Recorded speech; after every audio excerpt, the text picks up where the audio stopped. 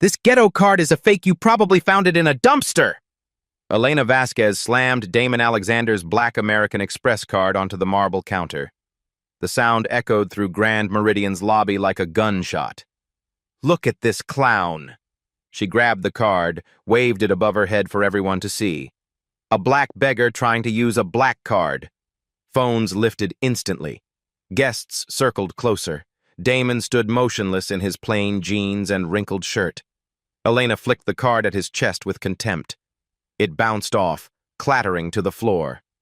"Security!" she screamed, pointing at him like he'd committed murder. Damon bent slowly, picked up his card. His smile never wavered, the same quiet expression that once terrified playground bullies. 20 witnesses, multiple cameras rolling, one massive mistake brewing. Have you ever watched someone destroy their entire career in 30 seconds? Derek Phillips emerged from behind the mahogany reception desk, his manager's badge catching the crystal chandelier light. His eyes swept Damon from head to toe with practiced disdain. "Elena's absolutely right." Derek's voice projected across the bustling lobby. "These fraud attempts are getting ridiculous."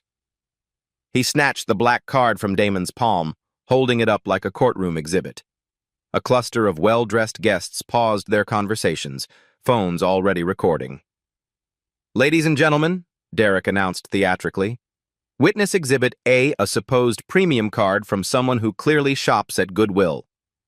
Nervous laughter rippled through the crowd. A woman in Chanel whispered to her husband, "How embarrassing for the hotel." Elena stepped forward, emboldened by Derek's support. "Sir, did you specifically request the black card to match your demographic? That's some next-level planning right there." More phones appeared. The lobby's Instagram-famous influencer, at luxurylifestyle_Bry, tilted her camera toward the unfolding drama.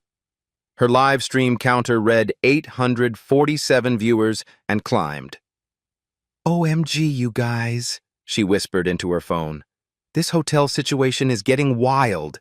This guy is trying to scam his way into the penthouse with a fake black card. I'm literally shaking right now." Comments flooded her screen. "Call the police. Hotels need better security." This is so cringe. Damon checked his vintage Omega 647 PM. His phone buzzed insistently against his chest. The caller ID flashed CFO, Alexander Industries, but he declined without looking. "I have a 7:30 dinner meeting," Damon said calmly. "Let's resolve this quickly." Elena burst into mocking laughter. "Oh, he has a meeting!" Probably at McDonald's drive-thru. The crowd's amusement grew bolder. A teenage TikToker captured Elena's performance, already crafting the perfect caption, "Hotel Karen versus Mysterious Man Part 1. Derek leaned against the counter, addressing his audience like a seasoned performer. "Sir, we'll need 3 forms of government ID, a bank statement, your mother's maiden name, and a blood sample before processing any financial instrument from people in your situation." His situation? Damon's eyebrow lifted slightly. "You know exactly what I mean." Derek's smile turned predatory. Individuals who attempt to use financial products significantly above their apparent socio-economic bracket. In his shirt pocket, the edge of a first-class boarding pass, Chicago to Tokyo, departing tomorrow morning, remained barely visible. None of the staff noticed. Elena grabbed the card back from Derek, examining it under the lobby's bright lights. "This plastic feels cheap. Real Amex black cards have weight, texture. This is probably one of those prepaid cards with a black coating."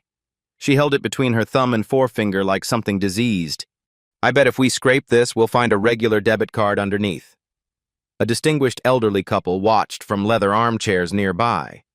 The husband leaned toward his wife.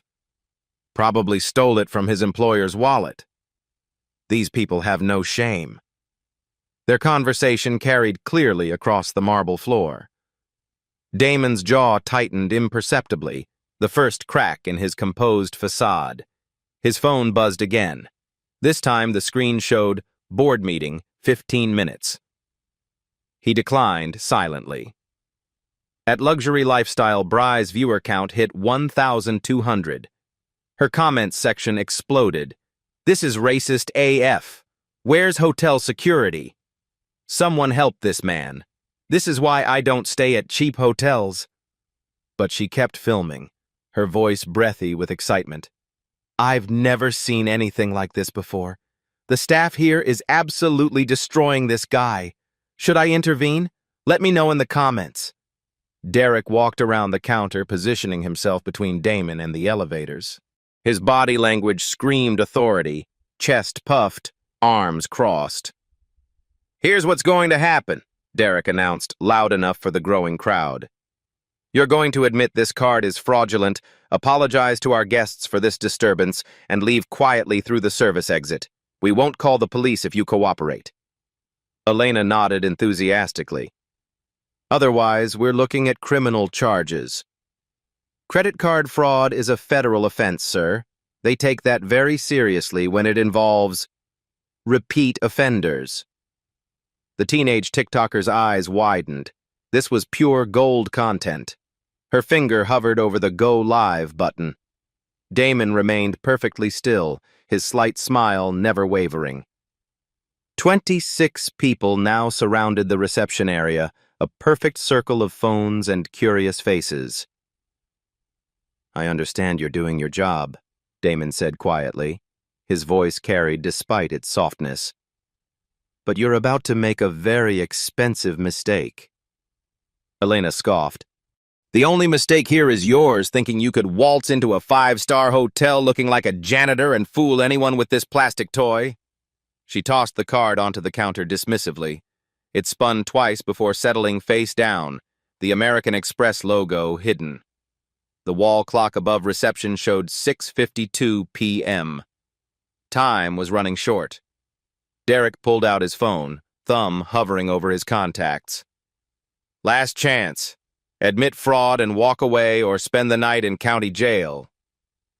At Luxury Lifestyle, Bree's livestream peaked at 1,847 viewers. Her comment feed became a waterfall of reactions. "This hotel is about to get sued." "Someone screen record this." "Plot twist. He's actually rich. This man's patience is incredible." But Damon just stood there, hands clasped behind his back, watching Derek's finger hover over the phone screen. His expression remained unreadable, a man holding cards that nobody else could see. In his pocket, his phone buzzed one final time. He glanced at the screen. "Emergency board call. Chairman Williams." This time Damon answered. "Patricia, I'll call you back in exactly 5 minutes." His voice was silk over steel. "Something interesting is happening that requires my immediate attention." Derek's confidence faltered slightly. The name Chairman Williams didn't register, but the tone in Damon's voice carried weight that even Derek's limited emotional intelligence could detect. Elena, however, remained oblivious. "Who's he calling? His parole officer?" The crowd laughed, but some faces showed the first hints of uncertainty. Something in Damon's posture had shifted. Not defeat, but preparation. The storm was about to break. Jake Morrison's heavy footsteps echoed across marble as Grand Meridian's head of security approached. His radio crackled, drawing every eye in the lobby. "We have a situation, Jake," Derek called out, his voice carrying newfound authority. "Suspected credit card fraud. The individual refuses to cooperate." Jake's 6'4" frame cast a shadow over Damon. His hand rested casually on his utility belt. "Sir, I need you to come with me for questioning." "What crime am I committing?" Damon's voice remained level. Theft by deception. Fraud. Disturbing the peace. Jake counted on his fingers. "Take your pick." At Luxury Lifestyle, Bry's phone nearly slipped from her hands. Her viewer count exploded past 2,100. Comments streamed. "Security is here." This escalated quick. "Someone call a lawyer." Elena seized the moment, her voice rising to operatic levels. "Jake, look at this pathetic excuse for a credit card." She waved the black Amex like a battle flag. He probably bought it online for $19.99. The teenage TikToker hit go live. Within seconds, 500 viewers joined her stream titled, "Hotel Staff Destroys Scammer Live." Jennifer Cole, the assistant manager, materialized from the business center. Her heels clicked against marble as she surveyed the scene with practiced efficiency. "What's the status?" Jennifer's question was directed at Derek, but her eyes never left Damon. "Classic fraud attempt," Derek explained, puffing up like a peacock. "An individual attempted to use a clearly counterfeit premium card, refused additional verification." Jennifer nodded knowingly. "Elena, call Chicago PD. Request a fraud specialist." "Already dialing." Elena's voice pitched higher with excitement. She held her phone theatrically, ensuring every camera caught her performance. The elderly couple from the armchairs had migrated closer. The wife clutched her pearls while whispering, "These criminals are getting so bold." Imagine trying this in broad daylight. Her husband nodded sagely. "Probably has a crew outside. This is how they operate. Send the clean-cut one first." Their speculations spread through the crowd like wildfire. Guests began checking their purses, wallets with paranoid intensity. Damon checked his watch. 6:55 p.m. His dinner meeting crept closer. A young black woman near the elevator, the only person of color among the guests, held her phone uncertainly. Her finger hovered over the record button, torn between action and self-preservation. Jake stepped closer, his presence designed to intimidate. "Sir, place your hands where I can see them. Any sudden movements, and this gets complicated." "Complicated how?" Damon asked, genuinely curious. "Resisting arrest carries additional charges." At Luxury Lifestyle _Bry's comment section exploded. "Arrest? For what? This is insane. Get this to the news." Derek positioned himself behind reception like a general commanding troops. "Ladies and gentlemen, this is exactly why Grand Meridian maintains the highest security standards. We protect valued guests from individuals who prey on luxury establishments." Applause rippled through the crowd. Several guests nodded approvingly. Elena held the black card under lobby lights, performing forensic analysis. "Look at this craftsmanship," she announced to her growing audience. "The edges are rough. Real Amex black cards are laser-cut precision. This looks like something from a cereal box." More laughter. Phone cameras zoomed in, capturing Elena's theatrical examination. "And look at how lightweight it feels," Elena continued, tossing the card up and catching it. "Genuine Centurion cards have actual weight. This plastic toy probably weighs less than my business card." The crowd murmured appreciatively at her expertise. Jennifer approached with clipboard efficiency. "Sir, before the police arrive, you have one opportunity to resolve this civilly. Admit the card is fraudulent. Sign this incident report. Leave through our service entrance. No charges filed." She slid a pre-printed form across the counter. Acknowledgement of fraudulent activity. The crowd pressed closer, sensing the climax approaching. Derek's confidence reached peak arrogance. He strutted around the counter, addressing the crowd like a motivational speaker. "This, folks, is why criminals target luxury hotels. They assume wealth equals gullibility. Well, not on my watch." Scattered applause encouraged him further. "I've worked in hospitality for 12 years. I can spot fraudsters from across a lobby. The clothes, the posture, the desperation. It's all textbook." Jake's radio crackled. "Unit 47 to base, what's your ETA on that fraud call?" "Tell them we have a suspect in custody," Jennifer interjected. "Send a detective for questioning." Elena practically vibrated with excitement. "This is better than reality TV. Wait until the corporation hears how we handled this masterfully." The TikToker's live stream hit 1,200 viewers. Her comments became a battlefield. "This is racist AF. Hotel staff doing their job. That man's about to sue them. Someone help him." But the mob mentality had taken hold. Guests shared theories, speculation, and righteous indignation about criminals targeting innocent people. A businessman in an expensive suit turned to his companion. "This is exactly why I only stay at verified establishments. You never know who's lurking around these days." Damon's phone buzzed. "Board call. Urgent. Chairman Williams." He didn't answer. Instead, he reached into his shirt pocket. The movement sent Jake's hand to his radio immediately. "Hands visible!" Jake barked.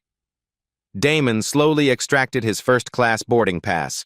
Chicago O'Hare to Tokyo Narita, departing 8:45 a.m., seat 1A. The $12,000 ticket. Nobody noticed the airline insignia or seat class. They saw only what they expected, more evidence. "Probably printed that at FedEx office," Derek sneered. "Identity theft 101. Elena snatched the boarding pass, waving it triumphantly. "Look at this amateur hour. He's got fake documents to support the fake card. This is organized crime, people." She held both items high above her head like a referee announcing a knockout. The crowd's energy reached fever pitch. They were witnessing justice, evil being thwarted by vigilant hotel staff. Jake's radio crackled again.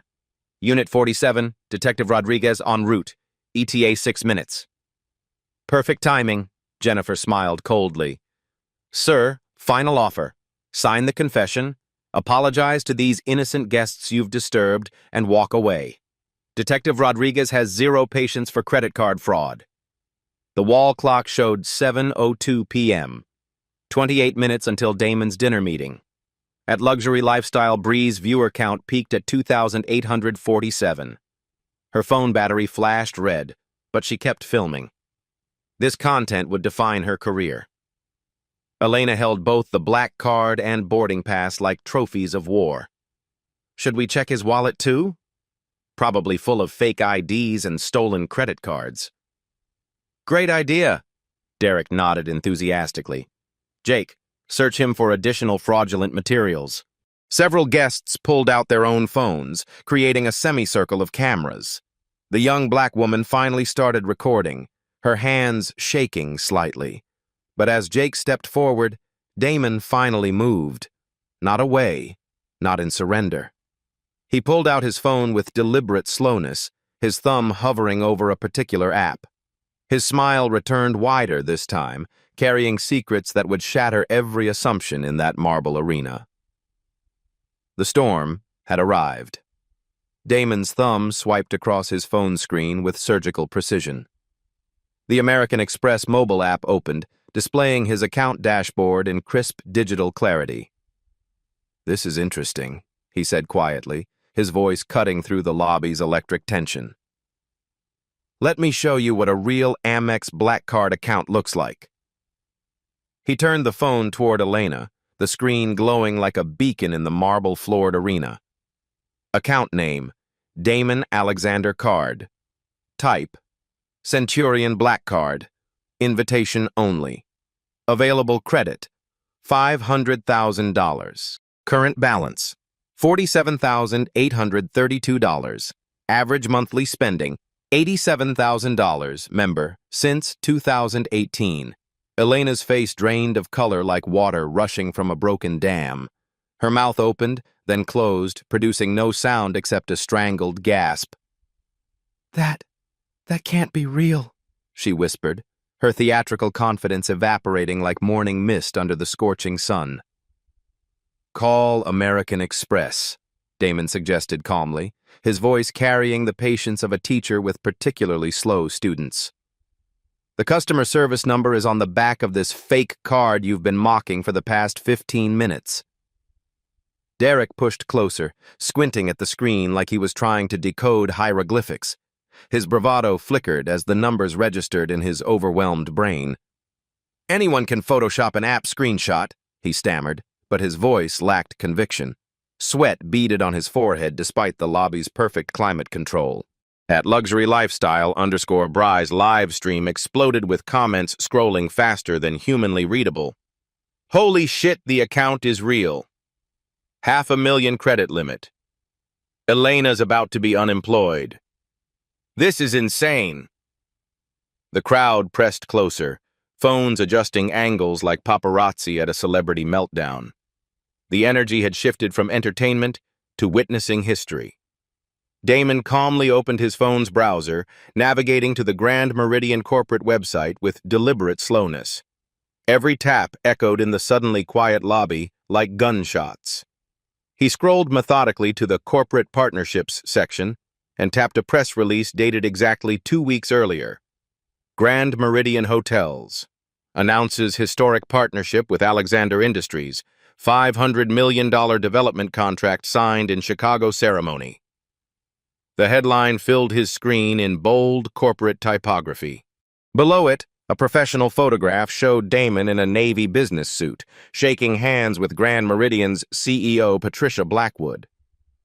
Both were smiling, surrounded by executives and architectural renderings.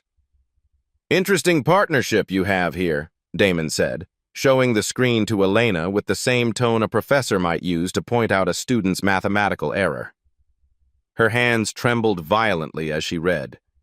The theatrical energy that had sustained her performance crumbled completely, replaced by naked terror. "What does that have to do with anything?" she asked weakly, though her voice betrayed growing panic. Her grip on the black card loosened, nearly dropping it. "Everything." Damon's smile widened slowly, like sunrise breaking over mountains. "I'm Damon Alexander, CEO of Alexander Industries." Derek's laugh came out as a strangled bark. "Right, sure you are. Prove it then. And I'm Jeff Bezos having a casual Friday." But Jake Morrison stepped back instinctively, his law enforcement training recognizing a fundamental shift in power dynamics. Something in Damon's posture had changed. Not defeat, but revelation. The crowd pressed closer, sensing the tide turning dramatically. Phones adjusted angles, capturing every micro-expression of the unfolding corporate drama. Jennifer Cole pushed forward, her clipboard forgotten but her skepticism intact. "This could still be fabricated. Websites can be manipulated. We've seen elaborate scams before." Damon nodded appreciatively at her due diligence. "Excellent point, Jennifer. Let's verify through multiple independent sources." He opened another browser tab, navigating to Forbes.com. His fingers moved with practiced efficiency, typing Damon Alexander, CEO Chicago into the search bar. The results populated instantly like slot machine jackpots. Damon Alexander, 45, Alexander Industries CEO, closes biggest Chicago development deal in decade. From Southside to Boardroom, the Alexander Industries success story. Black excellence in business. CEO Damon Alexander's $2.3 billion empire. Chicago's power players, Damon Alexander, reshapes urban development. He selected the Forbes article from 3 weeks earlier. The hero image showed Damon in an executive conference room, surrounded by architectural models and development plans, clearly commanding the meeting. The caption read in crisp, professional font, Alexander Industries CEO, Damon Alexander, reviews plans for the company's latest $500 million hotel partnership program with Grand Meridian Hotels during an exclusive Forbes interview. The lobby fell into cathedral silence. Even the ambient piano music seemed to pause in respect. Elena's breathing became shallow and rapid. She stared at the phone screen as if it were displaying her own obituary in real time. Her theatrical mask had completely dissolved. Derek's face cycled through confusion, denial, and dawning horror in rapid succession. His hospitality management training had never prepared him for this apocalyptic scenario. You actually... Derek's voice cracked like a teenager asking someone to prom. A distinguished businessman near the elevators suddenly straightened. "Wait a minute. I recognize him now. That's definitely Damon Alexander. I heard him speak at the Chicago Business Council last month. Brilliant presentation on urban renewal." Other guests began pulling up their own phones, cross-referencing, verifying. Whispered confirmations rippled through the crowd like wildfire. "Holy shit, he's right," a woman in designer clothes gasped. "I just Googled him. He's worth like $2 billion. Elena's knees buckled slightly. She grabbed the reception counter for support, her face cycling through various shades of green. "This has to be some kind of elaborate mistake," she whispered to Derek desperately. "Some massive con game with fake websites and planted actors in the crowd." Derek nodded frantically, clinging to denial like a drowning man clutching driftwood. Damon opened LinkedIn on his phone, typing his own name with theatrical flair. His executive profile appeared immediately. Damon Alexander, Chief Executive Officer, Alexander Industries, 2.3 million plus followers, 15,247 connections. Recent post. Thrilled to announce our groundbreaking partnership with Grand Meridian Hotels. The post displayed 47,832 likes and 892 comments from verified industry leaders, politicians, and business celebrities. "I don't just qualify for a Centurion card," Damon continued conversationally, his voice carrying across the hushed lobby. "I was personally invited by American Express CEO Stephen Squeri after our companies exceeded $250,000 in annual spending. We have dinner quarterly at his private club to discuss corporate spending strategies and partnership opportunities." The TikToker's live stream hit 3,200 viewers. Comments flooded faster than the screen could display them. Plot twist of the century. They just destroyed their careers on live TV. Someone screen record this entire thing. "Elena is so fired, it's not even funny. This is going viral worldwide." Additional guests began recognizing Damon from magazine covers, business conferences, and news interviews. The whispered confirmations grew into audible discussions. Elena's theatrical confidence had been completely obliterated, replaced by existential dread. She stared at the black American Express card in her trembling hands, the same card she'd mocked, flicked, and dismissed as obvious fraud like she was holding a nuclear device. "This is impossible," she whispered to Derek, her voice barely audible. "How were we supposed to know he was actually a millionaire?" Damon finished her sentence gently. "You weren't supposed to know my net worth or corporate position. You were supposed to treat me with basic human dignity regardless of my appearance, my clothing choices, or your personal assumptions about who belongs in your establishment." The lobby's marble floors amplified every whispered conversation, every phone notification, every heartbeat of the people who'd just witnessed their assumptions shatter like crystal hitting concrete. Jake Morrison's radio crackled ominously. "Unit 47, Detective Rodriguez on scene in lobby, requesting immediate status update on fraud suspect." Jake looked at his radio, then at Damon, then at the crowd of recording phones. His law enforcement instincts screamed warnings about viral videos, discrimination lawsuits, and career-ending mistakes. "Base, we need to cancel that fraud call immediately. The situation has been clarified." "Negative, Unit 47. Detective Rodriguez is already in the building and ascending to your location." All eyes turned toward the elevator bank where polished steel doors reflected the chaos of the marble lobby. The storm had arrived in full force, and everything was about to change forever. Detective Maria Rodriguez emerged from the elevator like a force of nature, her badge gleaming under the crystal chandelier. Her eyes swept the lobby with practiced efficiency, taking in the crowd of phones, the trembling hotel staff, and Damon standing calmly at the center of it all. "Someone wants to explain what's happening here?" Her voice carried the authority of 15 years in law enforcement. Damon stepped forward, extending his hand with the same confidence he'd use in a boardroom. "Detective Rodriguez, I'm Damon Alexander, CEO of Alexander Industries. I believe there's been a significant misunderstanding that requires immediate clarification."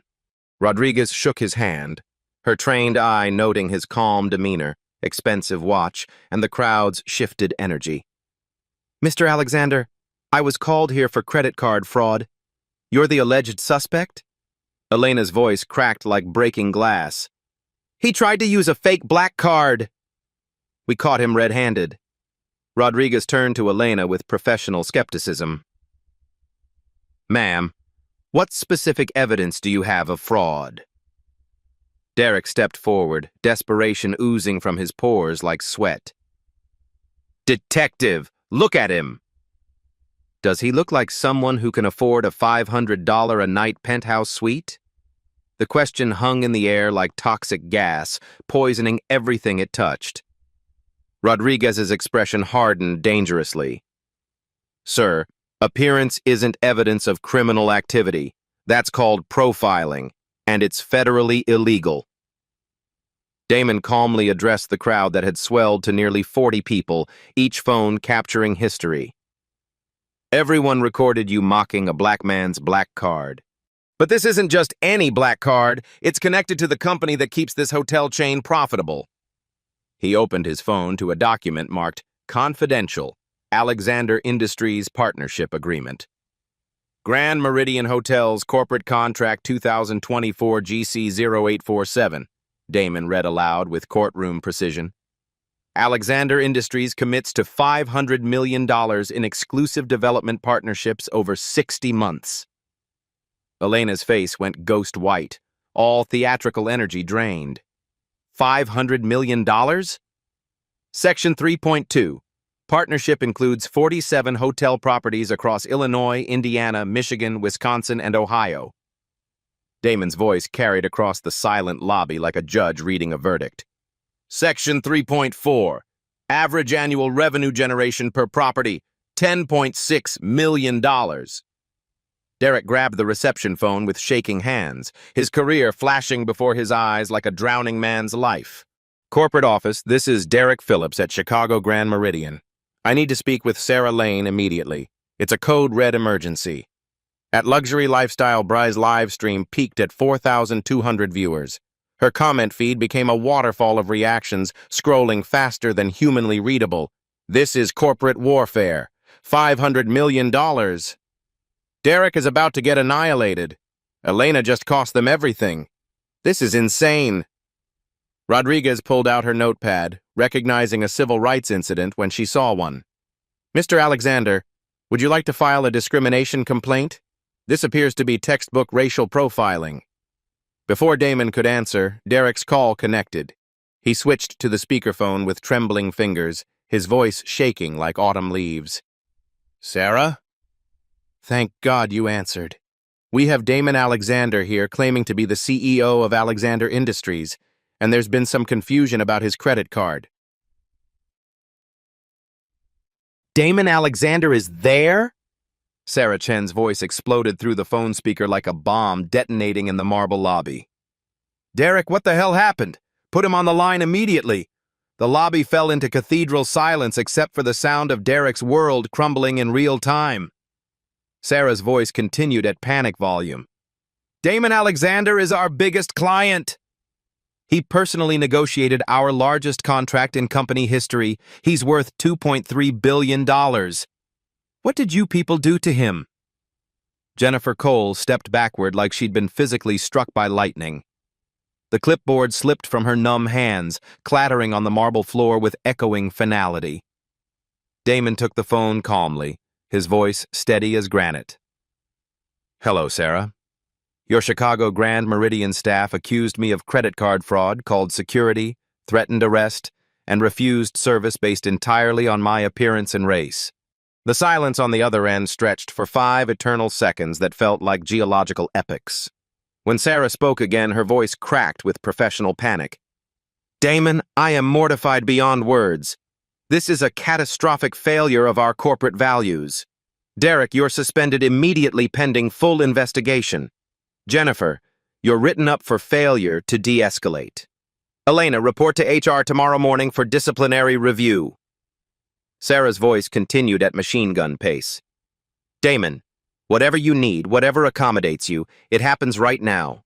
The presidential suite, executive services, personal concierge, helicopter transport, anything. Detective Rodriguez watched the corporate meltdown with professional interest. Mr. Alexander, I'm still obligated to file a report. This appears to be clear discrimination based on race and appearance under federal civil rights statutes. Damon nodded thoughtfully. Detective, I appreciate your diligence. but I'm more interested in systematic change than individual punishment or financial compensation. He opened his phone to display corporate financial data with surgical precision. This isn't just about my personal experience. Let me show everyone the real numbers. The crowd pressed closer, phones recording every detail of the corporate education about to unfold. Alexander Industries employs 3,400 people across 5 states. Our annual payroll exceeds $240 million. We generate approximately $8.7 million in annual tax revenue for Chicago alone. Elena clutched the reception counter like it was the edge of a cliff, her knuckles white with terror and dawning comprehension. Our partnership with Grand Meridian supports 847 direct jobs at hotel properties, plus approximately 2,200 indirect jobs through construction, maintenance, and vendor relationships. Derek's hands shook as he held the phone, sweat beading on his forehead despite the perfect climate control. Sarah, we can fix this. We can make it right. Please don't cancel the contract. Derek, you humiliated our most important client on live stream. This is already trending on Twitter with hashtag Grand Meridian Racism. Our stock price is going to tank Monday morning. The board is going to have my head on a platter. Damon opened his phone to show a legal document with official letterhead and corporate seals. Partnership Agreement, Section 12.3. Discriminatory practices by partner facilities constitute immediate grounds for contract termination with full financial penalties and liquidated damages. He looked directly at Elena, his voice carrying boardroom authority that commanded absolute attention. Your mockery of my black card wasn't just personal racism. It was a material breach of contract worth $500 million, plus penalties that could reach an additional $50 million. The teenage TikToker's stream hit 5,500 viewers. Comments exploded faster than her phone could process. He's quoting contract law like a boss. This is better than Netflix. Elena single-handedly destroyed a hotel chain. Someone give this man a medal. This is going viral worldwide. A distinguished businessman in an expensive suit stepped forward from the crowd. Mr. Alexander, I'm James Morrison, partner at Morrison & Associates law firm. If you need legal representation for civil rights violations, I'd be honored to assist pro bono. Damon smiled appreciatively. Thank you, James, but I believe in resolution over litigation when possible. Rodriguez stepped closer to Damon, her professional respect obvious. Sir, what outcome are you seeking here? Criminal charges, civil lawsuits, corporate sanctions? Damon checked his vintage Omega, 7:15 p.m. 15 minutes until his Tokyo investors' dinner that could determine his company's expansion into Asian markets. I don't want anyone fired, he said calmly, surprising everyone, including Rodriguez. I want systematic change that prevents this from happening to the next person who doesn't look like your typical guest. Sarah Chen's voice cracked through the speaker with desperate hope.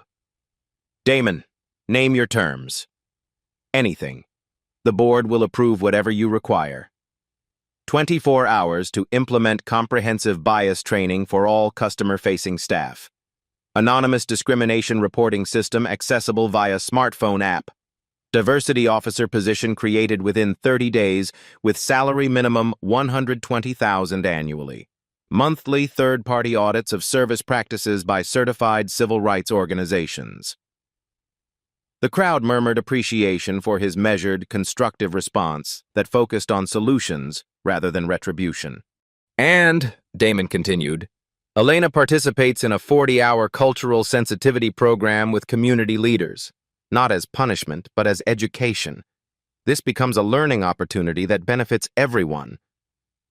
Elena looked up with surprised gratitude mixed with residual terror at her narrow escape from career destruction. Done, Sarah's voice cracked through the phone with relief. Damon, the board will ratify these changes by emergency vote tomorrow morning. I'll personally oversee implementation and report progress weekly. Detective Rodriguez closed her notepad with a decisive snap.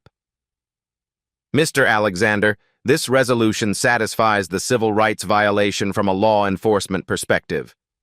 Will you be pursuing federal charges through the U.S. Attorney's Office? No, detective. Education serves society better than litigation. Punishment creates fear. Education creates understanding and lasting change. Rodriguez nodded with obvious admiration. This is exactly how these situations should be handled. Mr. Phillips, consider yourself extraordinarily fortunate that Mr. Alexander chose reconciliation over retaliation. Derek slumped against the reception desk like a boxer who'd survived 15 brutal rounds but lost the championship fight. The storm had passed, leaving transformation in its wake. 6 months later, the Grand Meridian Chicago lobby buzzed with different energy. A sleek digital display near reception showcased the hotel's Dignity First certification, a program now standard across all 47 partnership properties. Elena Vasquez stood behind the same marble counter, but her approach had transformed completely. She greeted a casually dressed black businessman with genuine warmth, processing his platinum card without hesitation or commentary. "Welcome to Grand Meridian, Mr. Johnson. Your executive suite is ready, and I've arranged a late checkout as requested." The man smiled appreciatively. "Thank you. This is exactly the service I expected." Derek Phillips watched from his new role as Assistant Guest Services Manager, a demotion that came with mandatory sensitivity training and probationary status. His ego had been humbled, but his perspective had expanded significantly. Jennifer Cole approached Elena during a brief lull. The monthly audit results came in. Perfect scores across all categories again. Elena nodded with quiet pride. It's amazing how treating people with basic dignity improves everything. Guest satisfaction, employee morale, even revenue. The transformation hadn't been easy. Those first weeks after the live stream incident felt like corporate purgatory. Elena had spent 40 hours with Chicago's Community Leadership Council, listening to stories of discrimination, learning about unconscious bias, and understanding the real-world impact of assumptions based on appearance. The breakthrough came during week 3, when an elderly black woman shared her experience of being followed in department stores, questioned about her presence in upscale neighborhoods, and treated as suspicious until proven innocent. "I realized I wasn't just being rude to Mr. Alexander," Elena confided to her trainer. "I was perpetuating a system that hurts people every single day." The Hotel Voice anonymous reporting app had been downloaded 47,000 times across Grand Meridian properties. Reports of discrimination dropped 89% within 4 months, not because incidents stopped occurring, but because staff behavior changed when they knew they were being monitored and evaluated. Dr. Patricia Williams had been hired as Chief Diversity Officer, bringing 15 years of corporate consulting experience. Her office occupied prime real estate on the executive floor, and her recommendations carried CEO-level authority. "The Alexander incident was catastrophic for our reputation," Dr. Williams explained during a staff meeting, "but it became the catalyst for industry-leading change. Other hotel chains are adopting our protocols. The financial impact had been staggering initially. Grand Meridian stock dropped 12% the Monday after the viral video, wiping out $340 million in market value. Number Grand Meridian racism trended for 6 days, generating 2.3 million mentions across social media platforms. But the recovery surprised analysts. By month 3, guest satisfaction scores hit all-time highs. Diverse clientele increased 23%, bringing new revenue streams. Corporate partnerships expanded as companies valued Grand Meridian's commitment to inclusive practices. Sarah Lane had been promoted to Executive Vice President, tasked with rolling out the Alexander Protocol across all hotel brands owned by the parent company. "Damon Alexander saved our company," Sarah admitted during a board presentation. "He could have destroyed us legally and financially. Instead, he chose to help us become better." The lawsuit threats never materialized. Instead, Alexander Industries extended their partnership through 2030, adding 12 additional properties to the development pipeline. Elena had become an unlikely ambassador for the transformation. Her story, from discriminatory mockery to cultural competency advocate, resonated with hospitality workers nationwide. I was raised to judge people by their appearance, their clothes, their accents, Elena shared during a diversity training video that reached 890,000 views. I thought I was protecting the hotel from fraud. I was actually perpetrating harm. The video showed Elena meeting with Damon Alexander for coffee 3 months after the incident. The conversation was stilted initially, but genuine respect emerged. "Elena, your willingness to learn and grow gives me hope," Damon had said on camera. "Change is possible when people commit to doing better." Jake Morrison had also undergone significant retraining. His law enforcement background had taught him to assess threats, but he'd been applying those instincts inappropriately in hospitality settings. "Security means making all guests feel safe and welcomed," Jake explained to new hires. "Real threats don't usually carry American Express black cards and boarding passes to international business meetings." The monthly third-party audits had become events staff actually welcomed. Mystery shoppers of diverse backgrounds tested service quality, documenting interactions, measuring response times, evaluating courtesy levels. Property manager Lisa Lane reviewed the latest audit results with satisfaction. 97% positive ratings across all demographics. Guest complaints are down 43% from last year. The anonymous reporting app had generated fascinating insights. Most discrimination wasn't blatant racism. It was subtle differences in service speed, eye contact, benefit of doubt assumptions, conversation tone. Unconscious bias training helped us recognize microaggressions we didn't even realize we were committing, Jennifer Cole reflected during her performance review. "I learned to pause before making assumptions." The ripple effects extended beyond hospitality. Alexander Industries had shared their diversity partnership model with other companies. 12 major corporations adopted similar contractor accountability standards. Universities began teaching the Alexander case study in business ethics courses. Harvard Business School featured Damon's conflict resolution approach as exemplary stakeholder management. At Luxury Lifestyle, Bry had transformed her social media presence, using her platform to highlight positive diversity initiatives across luxury hospitality. Her original video documenting the incident had reached 15.7 million views, but her follow-up content celebrating Grand Meridian's changes garnered equally impressive engagement. "This hotel went from viral villain to industry hero," she posted 6 months later. "Real change is possible when leadership commits to growth." The teenage TikToker who'd live-streamed the confrontation had been invited to speak at high school assemblies about bystander intervention and social media responsibility. Detective Rodriguez had used the incident in police academy training, demonstrating proper civil rights violation documentation and de-escalation techniques. "Mr. Alexander showed us how to transform conflict into community education," Rodriguez explained to recruits. "Sometimes the best police work involves stepping back and letting people solve problems constructively." Elena's personal growth had been the most dramatic. She enrolled in community college cultural studies courses, joined interfaith dialogue groups, and volunteered with immigrant services organizations. "Mr. Alexander didn't just save my job," Elena told her diversity training class. "He saved my character. I'm a better person because he chose education over revenge." The Grand Meridian Chicago had become a destination for corporate diversity consultants studying successful transformation initiatives. The lobby displayed testimonials from guests of all backgrounds, praising the inclusive atmosphere. Revenue had increased 18% year over year, driven partly by corporate clients, specifically choosing Grand Meridian for its demonstrated commitment to equality. Most importantly, the culture had shifted permanently. New employee orientation included 4 hours of bias awareness training. Promotion criteria included cultural competency evaluations. Performance reviews measured inclusive service delivery.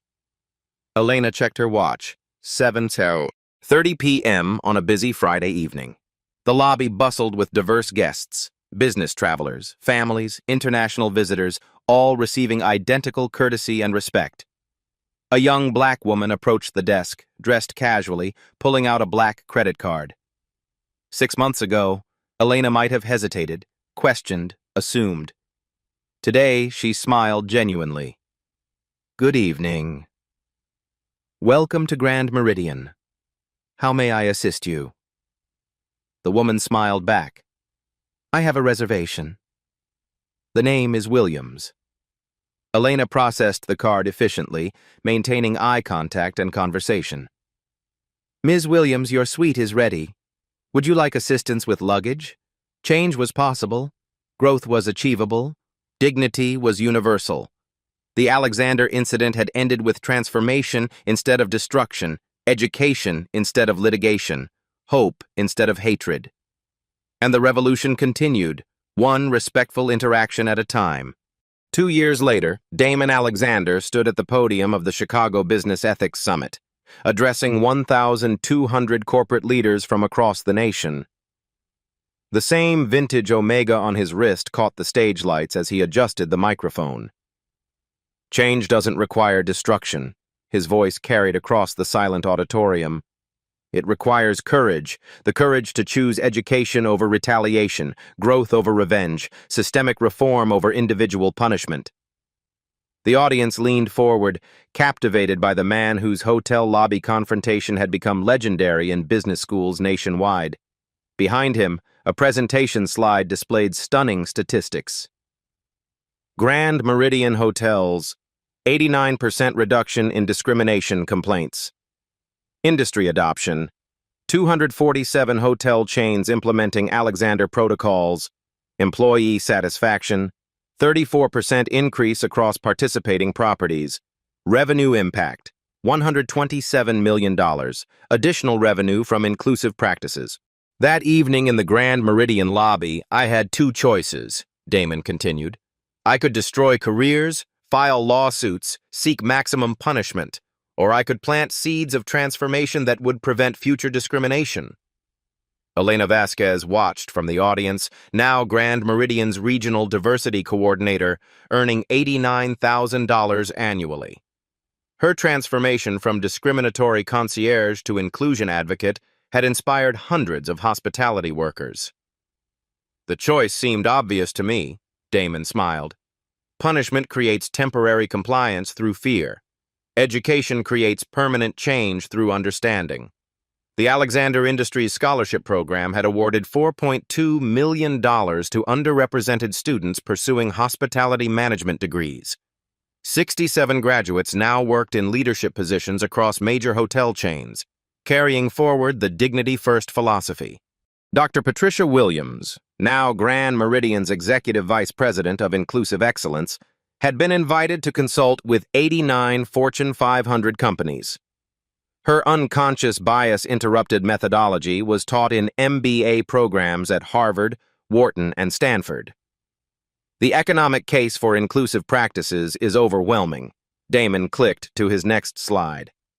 Companies implementing comprehensive bias training see average revenue increases of 19% within 18 months. Employee retention improves by 23%. Customer satisfaction scores rise 31%. Sarah Lane had been promoted to Chief Operating Officer, overseeing the most profitable period in Grand Meridian's corporate history. The company's stock price had increased 67% since implementing the Alexander protocols, outperforming hospitality sector averages by 34%. But numbers don't tell the complete story. Damon's voice softened.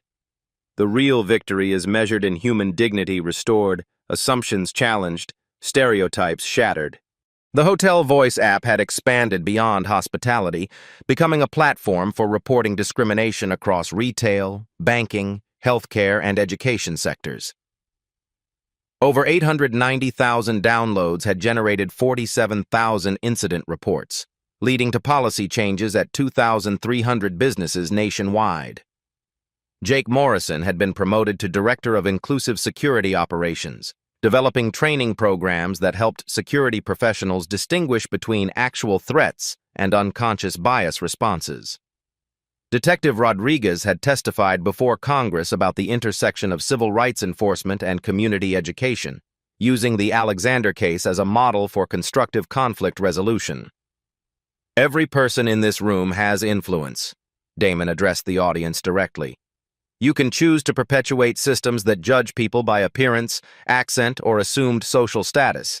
Or you can build cultures where dignity is universal and respect is non-negotiable. At Luxury Lifestyle, Bry had leveraged her viral documentation of the incident to build a media company focused on social justice storytelling.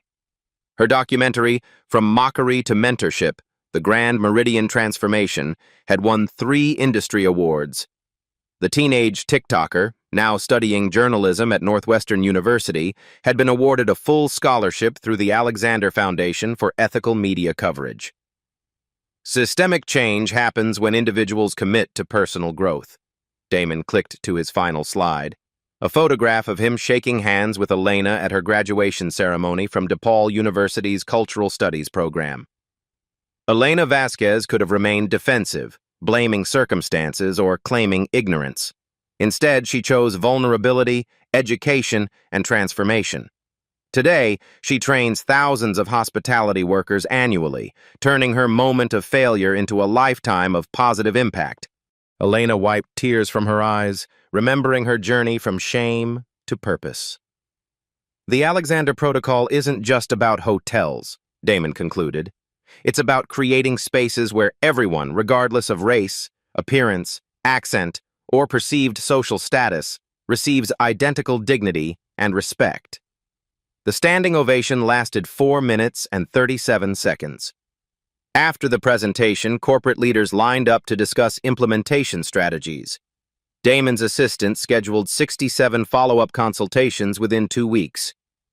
Alexander Industries had grown to 4,900 employees across 8 states, maintaining its commitment to inclusive hiring and advancement practices. The company's annual Dignity and Development Report had become required reading in urban planning graduate programs. But Damon's proudest achievement remained personal. His daughter Emma, now 18, had been accepted to Harvard Business School with plans to study ethical leadership. His son, David, 16, volunteered weekly at immigrant services organizations, teaching English to recent arrivals. "Dad taught us that power without compassion is just bullying," Emma had written in her college application essay. "Real strength means using your influence to lift others up, not tear them down." As Damon packed his presentation materials, his phone buzzed with a text from Elena. "Thank you for seeing the person I could become instead of punishing the person I was. Changed my life forever." His response was immediate. "You changed your own life. I just provided the opportunity." The revolution continues in hotels, restaurants, retail stores, and boardrooms across America, one respectful interaction at a time. Have you witnessed discrimination that needed addressing? Share your story in the comments below. Your voice matters. Every small act of courage creates ripples of change. Subscribe to Black Voices Uncut for more stories of quiet strength overcoming systemic challenges. Share this story if you believe dignity and respect should be universal values. Together, we build a world where assumptions based on appearance become extinct, and human worth is measured by character, not clothing. The story you heard today wasn't cleaned up. It was told exactly as it happened. At Black Voices Uncut, we believe that's the only way truth can live. If you felt something, hit like, comment, and your reaction, and subscribe. Every week, we bring you voices that refuse to be silenced.